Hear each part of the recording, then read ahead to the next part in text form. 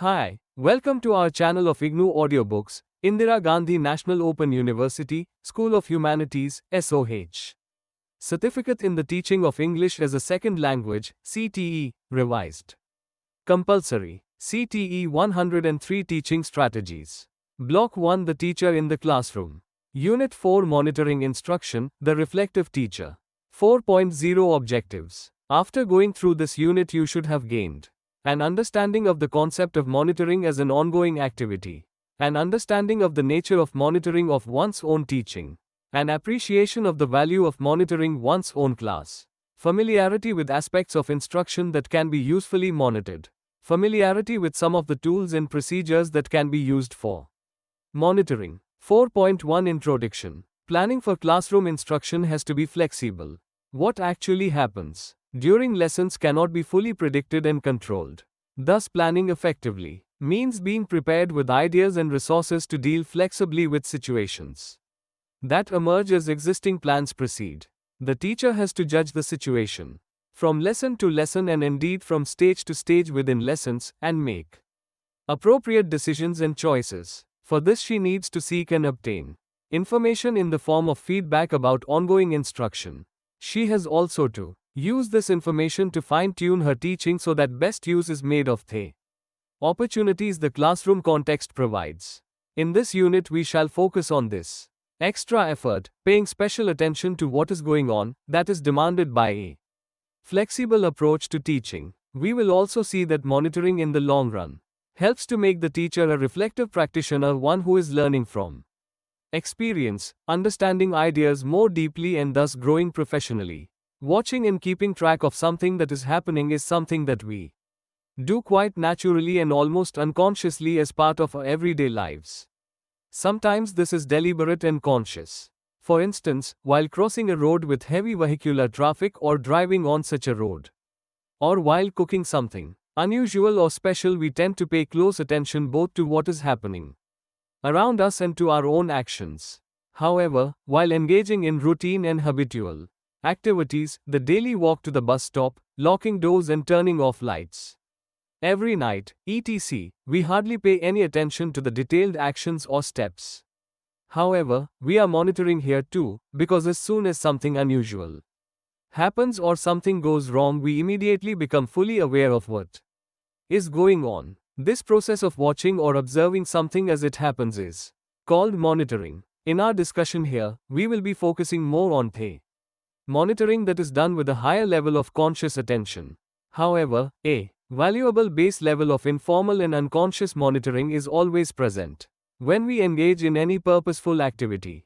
Systematic monitoring is a matter of building on that base, not a correction or remedy applied to something that is faulty. The word monitoring has associations with inspection and evaluation by an external authority. The traffic policeman, the health inspector at a food processing plant, the referee for games like football and hockey, are all monitoring.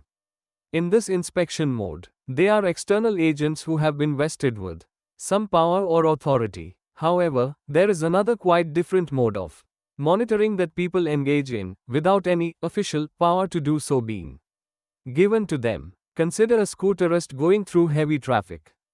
He is monitoring what is going on all around him, her very carefully and constantly, adjusting her path, speed, direction, lane, etc. in response to this information. Similarly, a doctor who is monitoring the progress of a patient will study the data and make various decisions about treatment and review them after a day or two, or maybe after a few hours. In both cases, the person who is doing the monitoring uses the information as the basis for action, and this action relates importantly to that person's own plans and operations. In this unit we consider the processes of monitoring when the teacher is getting feedback about her own teaching. Monitoring helps her become more aware of what is going on in class, and she can use this awareness to modify, improve her teaching. 4.2 Monitoring in the classroom. We have seen some general examples of monitoring ongoing activities above. Now let us see how monitoring occurs in the setting of the classroom lesson. After all, a lesson is a planned sequence of activity leading to a goal. Here are some examples of teacher activity in class that are linked to the monitoring. Function. Example 1. A science teacher is explaining a new concept, e.g., friction. She presents two detailed examples to help clarify the concept. She notices that many students are puzzled and are glancing at one another anxiously. She decides to take up a somewhat informal example, one that was not in her plan initially. And fortunately, this seems to work. Example 2. A language teacher is dealing with a poem from the reader. During the discussion, a student of average ability, one who rarely says anything in class, offers his interpretation of a symbol. This is novel and also quite insightful for a child of that age. Some other students seem to find this perspective interesting. The teacher sets aside the interpretation explanation she was leading the class towards in her plan and spends about 10 minutes exploring this new possibility. She is especially concerned about accepting and encouraging students who are quiet and shy and building up their confidence. Example 3. A language teacher dealing with a prose extract has allowed about 15 minutes for discussion in small groups in her plan. The class does not seem very enthusiastic, and the groups take a long time to settle down. But after about 12 minutes, she finds that most groups are getting into fairly serious discussions, and that there is a high level of participation on the whole. She decides to let the discussions continue for another 10 minutes. As a consequence, the reporting back stage is set back to the next lesson. This teacher was keen on taking full advantage of discussion questions that the students obviously found interesting and promoting widespread participation. What do we find in these examples that might be stated as a general principle? It is that teachers are not rigidly following detailed plans they might have thought of very diligently. They are modifying their plans based on the feedback they get about what is happening and what students are doing. However, they are not just giving up and trying something different away from the plan. The changes appear to be purposeful in response to the real situation in the class. Thus, we can say that monitoring is a typical and normal aspect of the teacher's classroom behavior. However, this does not mean that monitoring is always a highly conscious and systematic process. In fact, it is usually not so. Monitoring is more likely to be done without the teacher being fully aware of it, something that is more or less automatic. Now, this is very different from doing it casually or carelessly. Let us recall the skilled scooterist or driver on a busy road. He is getting information and acting on it all the time, but may not be conscious of it, because this observation and response has been so well practiced that it is virtually automatic. Here again, we must remember that this automatic behavior is not a matter of fixed or rigid habits, it remains highly flexible. In the same way, a teacher who is monitoring her class and acting on the information may not be quite aware of it. Suppose we asked a teacher shortly after a lesson to write down specific instances from the lesson where she got relevant information from monitoring and then took a clear decision to change her plan. She would probably say she cannot remember any specific stage where she did this. Suppose, on the other hand, that when she was relaxed and had some free time, we asked her do the following exercise. If you are a practicing teacher, now, please do this in relation to a class you taught recently. Think back to some incident or development that occurred in class that you had not expected. For example, a sudden noise in a corner when the class was listening to you attentively. An error made by a good student. A brilliant answer given by a weak student. 1. What exactly happened? 2. Why do you think it happened that way? 3. How did you handle it? Here we have given the cue that unexpected events should be the starting point. The teacher will probably be able to recall one or more specific stages of the lesson. As we know from general experience, unexpected events are always easier to remember. The teacher would also probably be able to state what her response to the situation was, what consequences it had. In other words, she would normally be able to comment on the incidents and even offer some sort of interpretation. What this suggests is that even though a teacher might say that she did not do any conscious monitoring, when encouraged to think back to the class and reflect on it, she will often show evidence of having taken in information about various aspects of the class, and these could easily be aspects that she did not intend to pay special attention to. One reason for this is that teachers do have some plan for a lesson. What will be done and what is supposed or expected to happen has been thought about beforehand. Teachers, thus, generally monitor at least some aspects of the classes they teach, though not very consciously most of the time. 4.3 The importance of monitoring in the classroom. As we have seen above, an informal level of monitoring is going on while the teacher is conducting a lesson.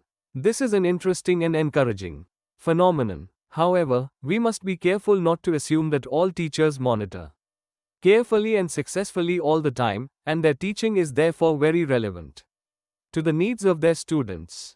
Far from it. In fact, in all areas of education, and language courses are no exception, there is the persistent problem of the curriculum in operation not being very effective or satisfactory. Even newly designed courses, supported by sophisticated materials and appropriate teacher orientation, reveal many inadequacies, especially when followed in a variety of institutions. The explanation lies in the fact that the teaching, learning process is not a simple and straightforward matter of predetermined and neatly organized inputs leading to clearly predictable outcomes. As we know from everyday experience, even simpler operations can go wrong. For example, when assembling a household gadget following a manual, or when baking a cake using a recipe, following a set procedure does not always guarantee success. It should not surprise us, therefore, that in our teaching learning endeavors, there is nearly always a gap between our intentions and what is realized.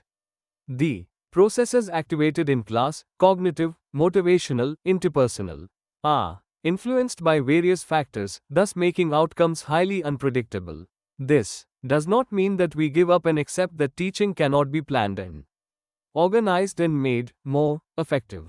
This complexity of the teaching learning situation presents us as individual teachers with a challenge, that of monitoring several aspects of the actual situation and going as far as possible to take account of the information obtained as a lesson progresses. A plan for teaching should not be followed strictly like a recipe, but used as a starting point for further situation-specific decisions. This need for modification or adjustment of plans is what our earlier discussion of flexible planning points to. What learners in a given class will actually do, or be prepared to try to do seriously, and this is their contribution to the lesson, cannot be controlled, or even predicted accurately when planning in advance. Hence, the teacher must keep getting up-to-date information, especially about the learner involvement and progress, and fine-tune her planned inputs accordingly. Monitoring is the means of obtaining feedback on an ongoing basis so that teaching can be made sensitive or responsive to the immediate situation in the class. We have already seen that a predisposition to monitor, informally, is present in teachers. Monitoring needs to be carried out in a more conscious and systematic manner if it has to help with improving instruction. Monitoring of instruction can, of course, be done by others, outsiders, as well. This has advantages and disadvantages. Here our focus is on self-monitoring. This process, as noted above, helps immediately in the more effective handling of given lessons. In the long term, it plays a major role in enhancing the teacher's professional skills. The rationale for self-monitoring can be summed up as shown below. A teacher who has an awareness of teaching and its different components is better prepared to make appropriate judgments and decisions in teaching. Critical reflection can trigger a deeper understanding of teaching. Critical reflection, as we saw earlier, involves examining our own experiences as a basis for decision-making and self-development. It involves asking questions about how and why things are the way they are, the value systems they represent, alternatives available, etc. Much can be learned about teaching through self-inquiry. Very often class visits by outsiders are not feedback-oriented but are judgment-oriented. Moreover, rather than depending on external sources for information, the approach that seems to have a lot of potential for self-development is one where teachers monitor and collect information about their teaching either individually or through collaborating with a colleague and making decisions about what alternatives to adopt. Lawrence Stenhouse, a well-known expert in curriculum research, is of the opinion that all well-founded curriculum Research and development, whether the work of an individual teacher, of a school, of a group working in a teacher's center, or of a group working within the coordinating framework of a national project, is based on the study of classrooms. It thus rests on the work of teachers. He further adds, it is not enough that teachers' work should be studied, they need to study it themselves. Another related concept to self-monitoring is the view that experience by itself is insufficient as a basis for professional growth. We know that for many experienced teachers, many classroom routines and strategies are applied almost automatically and do not involve a great deal of conscious thought and reflection. Experience is the starting point, but for the experience to play a productive role, it is necessary to examine such experience systematically. For this, systematic procedures are needed. A more detailed discussion of these points is available in Richards and Lockhart, 1994. Self-monitoring then is illuminative because it involves raising the consciousness of teachers as to what is actually happening in the classroom, as opposed to what is supposed to happen. It is also formative in purpose, since the information we get about the process and product of teaching learning can be immediately fed back to alter or improve our own class. Therefore, it involves descriptions of what happened, and why and how. This self-awareness helps in developing deeper insights into the complexities of a classroom. Therefore, monitoring plays a major role in a teacher's self-development. Monitoring therefore involves systematic observation and explanation of classroom processes. Task: if you are already a teacher, can you identify changes, however small, you have made to your teaching? Why did you make these changes? How did these changes come about? 4.4 How can we monitor our own class? Having examined the need to monitor our own classrooms, we shall discuss in this section, what aspects of teaching learning should we monitor and how can we monitor them. To recapitulate very briefly what we have discussed earlier, self-monitoring is simply the practice of teachers themselves observing and reflecting on what takes place in class with a view to bringing about desirable changes in teaching and learning. What does teaching learning consist of? No matter what kind of class it is, it seems to have certain factors that are common. Task: what does a typical class involve? List some aspects that come to your mind from your experience. Some are mentioned to start you off. Selecting activities, tasks, exercises. Presenting learning activities. Setting up a group or pair work task. Giving instructions for a task, exercise. Teacher explaining, clarifying, discussing. Learners responding to teachers. Learners responding to other learners. Continue. The list of factors is likely to include factors that relate to different stages of teaching learning, the main participants in the class, i.e. teacher and students, and what they bring to a class by way of their beliefs, attitudes, expectations, assumptions about teaching learning, and the physical features of the classroom. You would have realized while doing this task that each of these factors overlaps to quite an extent with other factors. This does not matter. This in fact means that a lesson is a complex combination of different factors and is therefore holistic. Very often it is quite difficult and sometimes impossible to isolate factors and examine them individually. This does not mean that we cannot look closely at a few of the aspects at a time. What we would like to examine actually depends on what stage we are in at a given time. We might also want to look at the same phenomenon from different perspectives, i.e. from our own perspective, that of the teachers, from the perspective of students, and so on. We will now discuss how we can monitor our own class systematically and in a principled way. In talking about it, we will try and cover as many aspects of a class as possible. For example, teachers' and students' beliefs about language, and language learning that affect the actual learning in the classroom, the roles of teacher and students, classroom interaction which is a major factor in language learning, the nature of language learning tasks, including tasks used for assessment and so on. We may not, as we saw earlier, deal with these in this order or even separately. There are overlaps among the different aspects and therefore there would be overlaps in the way we monitor them. We can collect information about the different aspects of teaching and learning using a variety of different procedures. These procedures incorporate a formative element by allowing us to get continuous, ongoing feedback about the class, about the different aspects of ELT curriculum in process. They seek to provide the teacher with insights into what actually happens when teaching and learning is taking place. The main procedures suggested in the unit are diaries, also referred to as journals and field notes, observation, checklists and inventories, and self-assessment forms. 4.4.1 What are your beliefs about teaching language?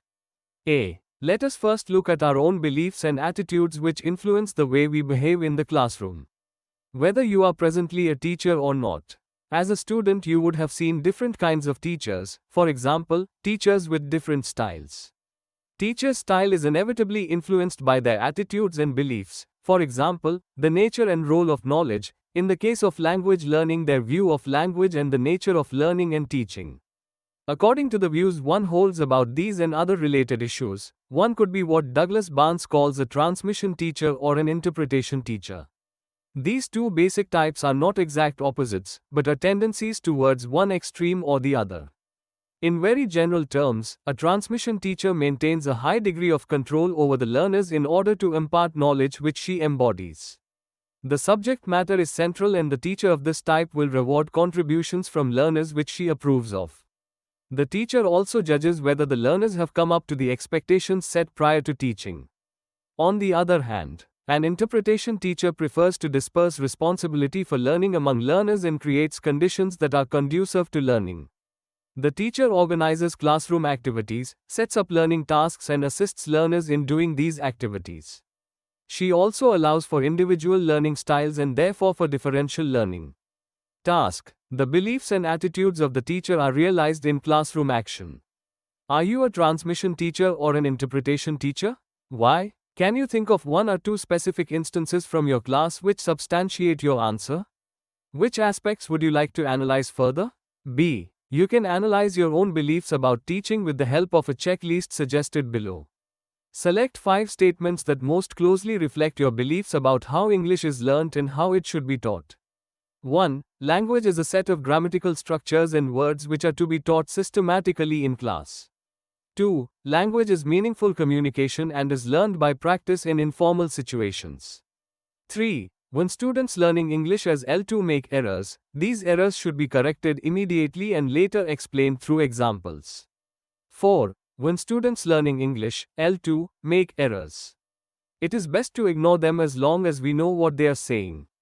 5. Students learning English, L2, usually need to master some of the basic listening and speaking skills before they can begin to read and write. 6. It is important to repeat and practice a lot for learning a language. 7. The most important part of learning a second, foreign language is learning the grammar. 8. It is easier for children than adults to learn English as a second language. 9. It is not necessary to actually teach students how to speak English. They usually begin speaking on their own. 10. Everyone can learn English. Adapted from Richards, J. and Lockhart, C. 1993. Reflective Teaching in Second Language Classrooms. New York, Cambridge University Press. From the statements you have selected, can you state what according to you is language learning and teaching? Do you wish to analyze it further? 4.4.2 What are the learners' beliefs and attitudes about language learning? Learners, 2, bring to learning their own beliefs, goals and attitudes which influence how they learn. We know that learning is the goal of teaching, but learning is not the mirror image of teaching. We may want to know what assumptions and expectations learners bring to classrooms.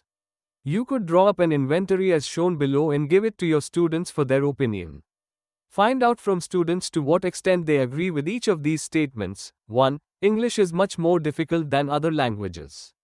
2. English is the most important language in the world. 3. You need to know a lot of words if you want to know English. 4. We need to practice every day to improve our English. 5. Teachers should explain grammar rules of English in the class. 6. It is enough if the teacher gives grammar exercises as homework. 7. It is important to speak English very well. 8. It is better if the teacher corrects all our mistakes. 9. I like group work because when I make mistakes my friends don't correct me. 10. It is not correct to ask the teacher when you have a doubt. 11. I know the rule but I forget it when I speak. Adapted from Richards, J. and Lockhart, C. 1993. Reflective Teaching in Second Language Classrooms. New York, Cambridge University Press.